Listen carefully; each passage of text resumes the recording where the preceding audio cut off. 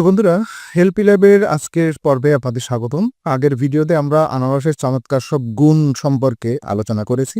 কিন্তু আপনি কি জানেন সঠিক নিয়ম না মেনে আনারস খেলে এটি আপনার শরীরে টক্সিন বা বিষের মতো কাজ করতে পারে।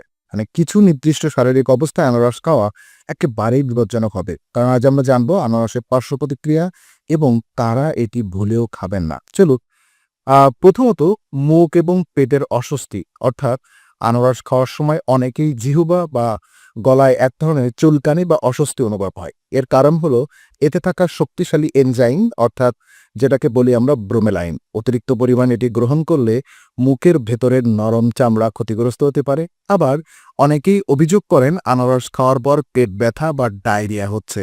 মূলত অতিরিক্ত ফাইবার এবং অ্যাসিডিক উপাদানের কারণে এই সেন্সিটিভিট পাকস্থলীতে এটি অস্বস্তি তৈরি করতে পারে। তাই পরিমাণের দিকে খেয়াল রাখা খুবই জরুরি।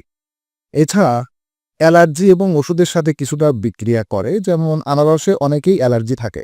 এটি খাওয়ার পর যদি আপনার শরীরে র্যাশ বা চুপকানির মতো শ্বাসকষ্টের সমস্যা দেখা দেয়, তবে বুঝবেন আনারস আপনার জন্য নয়।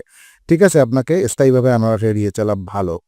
আরও একটি গুরুত্বপূর্ণ তথ্য, যা রক্ত পাতলা করার ওষুধ বা অ্যান্টিবায়োটিক সেবন করছেন, তারা আনারস খাওয়ার আগে অবশ্যই ডাক্তারের পরামর্শ নেবেন। কারণ আনারসের ব্রোমেলাইন ওষুধের কার্যকারিতায় বাধা সৃষ্টি করতে পারে, বিশেষ করে হার্ট পেশেন্ট এবং হাই ব্লাড সুগার এবং হাইপার টেনশনে যারা ভুগছেন, হাই বিপি যাদের আছে তাদের জন্য, যারা ওষুধ খাচ্ছেন আর কি।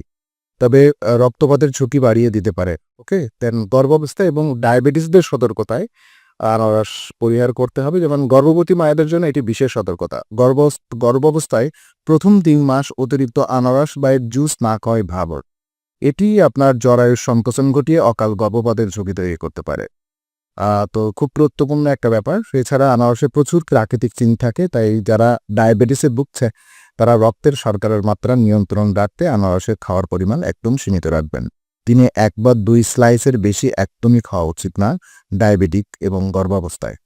তো ফলাফল হিসেবে আনারস যদিও অতুলনীয়, তবে সচেতনতা আপনার সুস্বাস্থ্য নিশ্চিত করবে। খালি পেটে কখনোই টক বা অ্যাসিডিক আনারস খাবেন না। আমি আবারও বলছি, খালি পেটে কখনোই আপনি আনারস খাবেন না। এতে অ্যাসিডিটির মাত্রা বেড়ে যাবে এবং আপনার পেটে অনেক ধরনের ইনফেকশনও হতে পারে। তো আজকের এই তথ্যগুলো আপনার কাজে লাগলে ভিডিওটি শেয়ার করে অন্যদের সচেতন করুন। স্বাস্থ্য বিষয়ক সব সঠিক তথ্য পেতে আমাদের সাথেই থাকুন। সাবস্ক্রাইব করুন। ধন্যবাদ সবাইকে।